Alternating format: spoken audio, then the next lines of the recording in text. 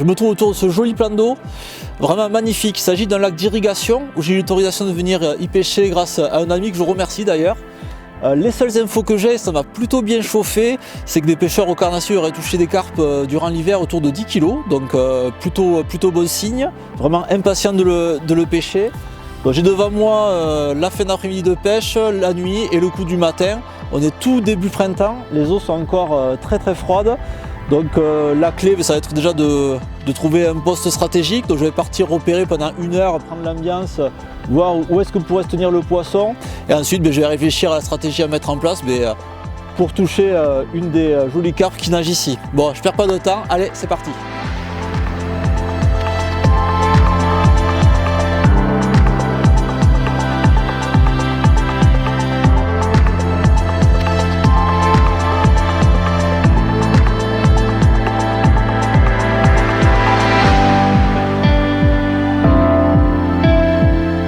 Je me trouve sur une très jolie pointe. Alors ici ça offre des dizaines d'options de pêche, c'est vraiment joli.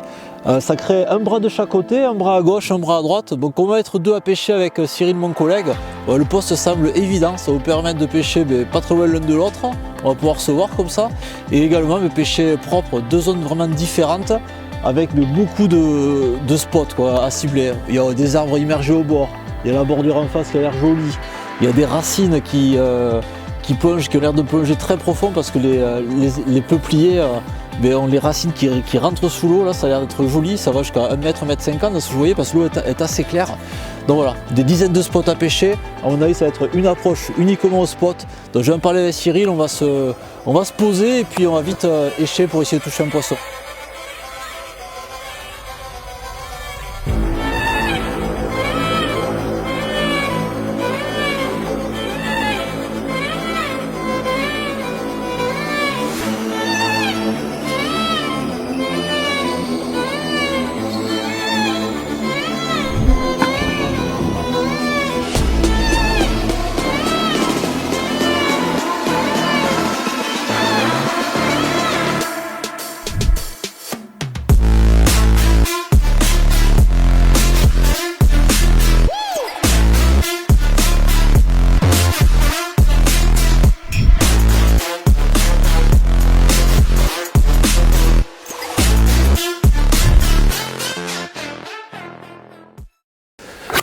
Allez, je viens de placer ma seconde canne dans la baie.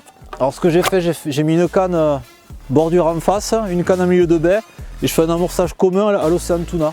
Alors pourquoi cet appât? C'est un appât qui me suit depuis tout l'hiver, ça va me ramener beaucoup de poissons. J'ai pleinement confiance en cette bille et c'est un appât qui est chargé de nourriture naturelle, donc sur des lacs comme ça, jamais pêché, c'est des choses qui peuvent répondre très rapidement sur les poissons. Bon allez, je ne vais pas mettre beaucoup et je vais aller placer mes 2 autres cannes.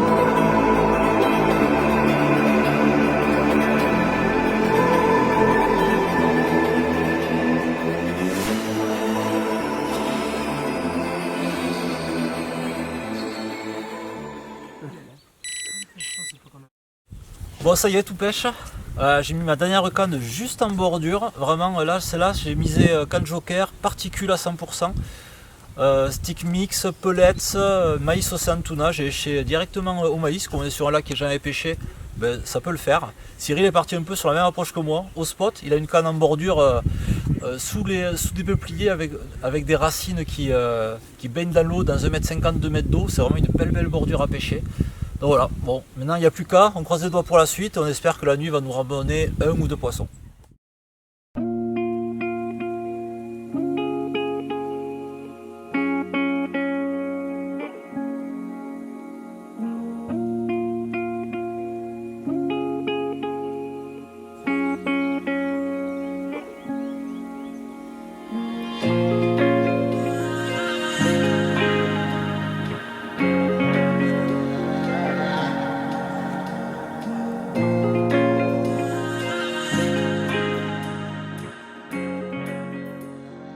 Bon, nuit très calme et au petit matin sur la canne de bordure, j'ai fait une petite commune. Bon, poisson typique je dirais de lac d'irrigation. Souvent sur ce type de plan d'eau, il y a il y a une population de carpes qui a du mal à grossir. Là, ça a l'air vraiment d'être ce type de carpe là. Bon, par contre, plutôt encourageant ce matin, sur ma zone de droite, pas loin de l'amorçage à l'océan Tuna, j'ai vu un joli marsuinage, un poisson qui avait l'air d'être plutôt joli. Donc ce que je vais faire pour modifier mon approche et essayer de la toucher, je vais jouer sur les fêleurs. Donc je suis en train de jouer d'écher une fluoro pop-up Océan Tuna, comme ça je reste sur le même arôme de mon amorçage. Je vais y mettre quelques gouttes de dropper, lancer ça à proximité, un stick pour amener quelques particules, et puis j'espère leurrer ce poisson et toucher un poisson avant la fin de la session, parce que ça passe vite, il ne reste plus beaucoup de temps de pêche, et je reste un peu sur ma faim, donc j'espère aller encore en toucher une ou deux.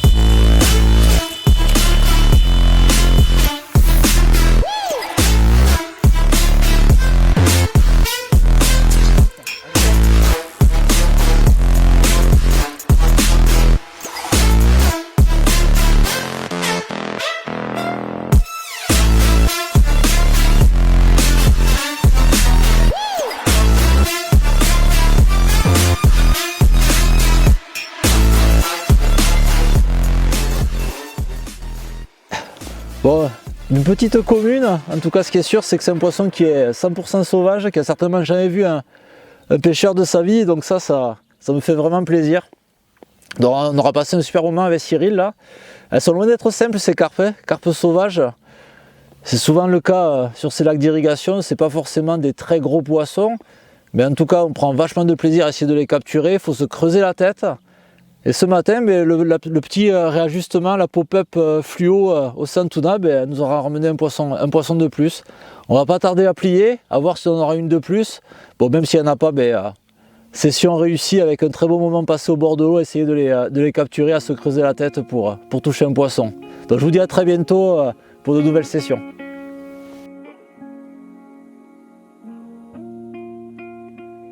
Bon, mais comme quoi, tant qu'il reste une canne à l'eau, il y a moyen de faire une carpe. Et c'est ce qui s'est passé, il me restait une canne, celle au milieu de la baie que j'ai pas touché depuis hier. Océan Tuna, petit blond de neige, et voilà, bam. Joli poisson, on change de gabarit, donc ça c'est plutôt pour me plaire et ça me donne encore plus envie de revenir ici. Donc ce coup-ci c'est la dernière, je vous dis à très bientôt.